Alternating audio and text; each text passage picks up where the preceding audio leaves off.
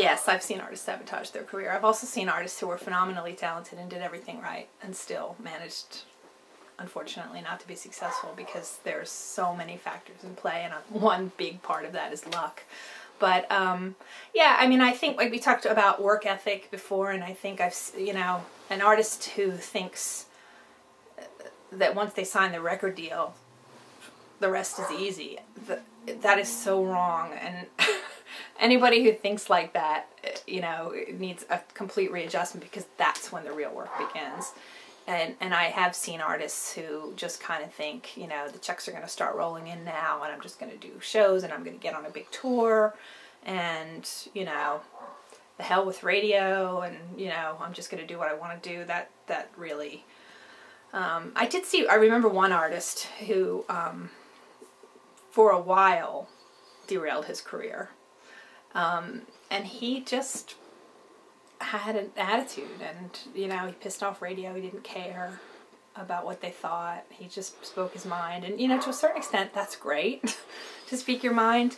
But to a certain extent, too, you've just got to play the game. I think when you get to a certain level of success, you can kind of let it all hang out and be more, free with your thoughts. But when you're still trying to kind of work your way up that ladder, you do have to be a little bit careful, and, maybe don't be throwing lit matches out into the audience at your shows.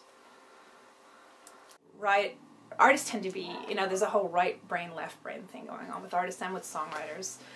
They tend to be very creative people, and this is a broad generalization, but they're very creative people, but that frequently don't have the details really knocked down, and that's great. You kind of wouldn't want to ever change the creative part of it, but when you get to the position where you're trying to really work your career, you kind of need to have your right brain and your left brain working in equal measure.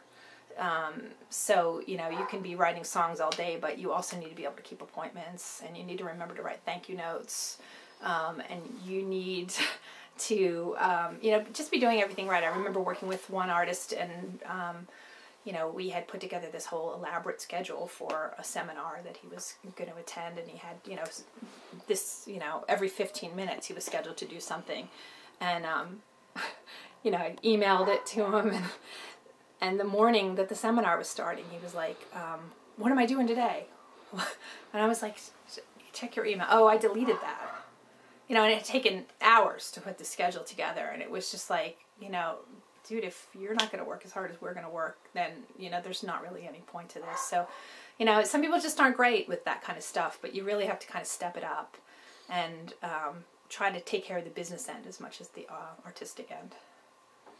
I think the artists that you see, like Kenny Chesney and Brad Paisley, that are just really involved in every detail of their career, and Taylor Swift, that no decision is made without their input. I think that's important. I mean, there's a certain point where you have to just kind of let the business people handle the business too, and you concentrate on the artistic end. But for the really big decisions, you want to make sure that you're in there and that you're giving your input as well, and that you're not trusting all those decisions to the people that you've surrounded yourself with.